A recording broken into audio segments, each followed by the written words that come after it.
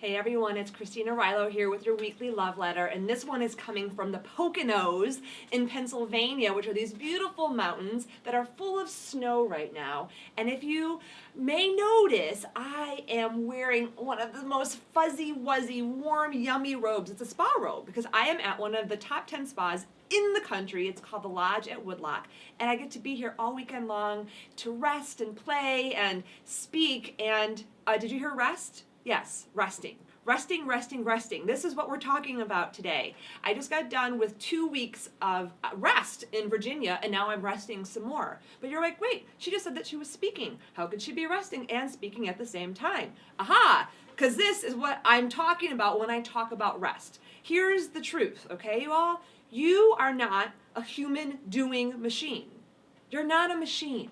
You're not a machine. And even machines don't run 24/7. But there's some way that we think as people that we should have to run, especially as women, 24/7. And men too, just different, right? That we should be able to go and go and go and go and go and go and go and go and go.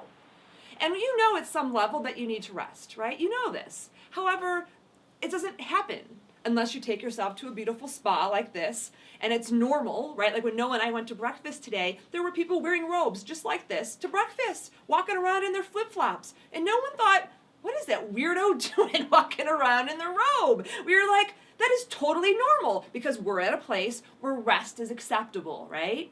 But somehow in like our normal bigger culture, rest isn't acceptable unless you're under the age of 7 and you're in kindergarten and you need your nap, right? But when it comes to actually us in our society, we don't value resting.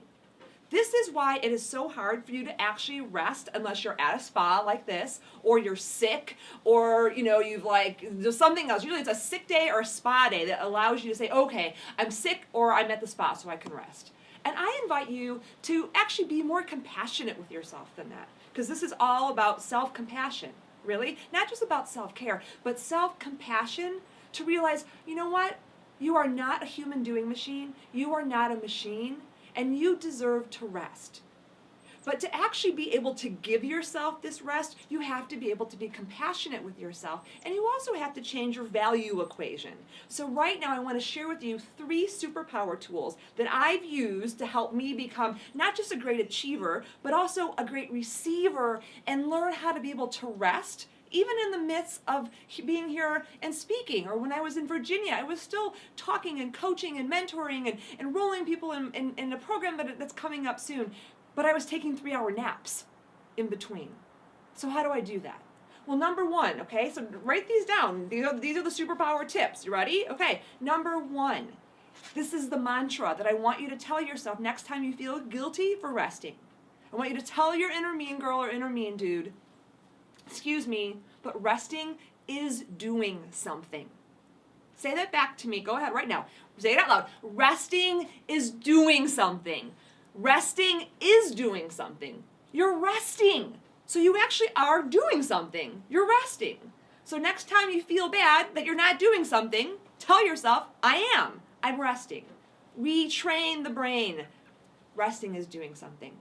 Okay, great. Number 2 way to deal with the achievement junkie doing addict who's on your ass to get stuff done.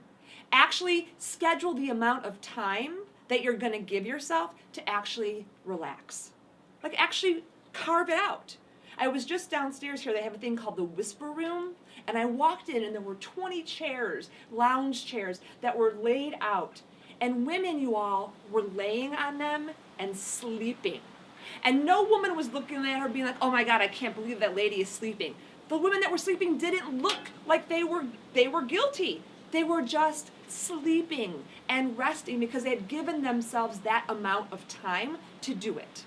So give yourself an hour, 2 hours, and that way it'll calm your inner achiever down or your inner doing addict to be like, look, I'm going to do this for 2 hours, and then I'll be back to you. Handle everything until then. So that's number 2 superpower tool. It works every time. And then the third one is actually, if you really can't do any of those 2 things, they still don't work, go ahead and tell your achievement junkie or your doing addict, okay, what's 1 or 2 things that we can get done right now where we'll feel good enough to be able to actually say, okay, now I deserve rest. Now you deserve rest all the time because, you're not a doing machine. You deserve rest, and resting is doing something. If you don't rest, you will fall over like an Energizer bunny gone mad. But sometimes your inner mean girl doesn't know that. So just pick one, ask your inner wisdom, what's one thing I can do?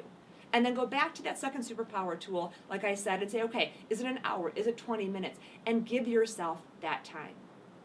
Resting is doing something. This is the month in the Love Club that we're all about self-compassion. And so remember this as your own best friend. You deserve to give yourself not just a break, but to really get that you're enough just who you are. You're enough not because you do so much. And that, you deserve to just relax and rest every day and replenish. So be compassionate with yourself. Stop driving yourself so hard. Stop having so many unrealistic expectations of yourself. Stop judging yourself for needing to rest. And use self-compassion. Apply it to yourself. I dare you. Signing off. Much love, everyone.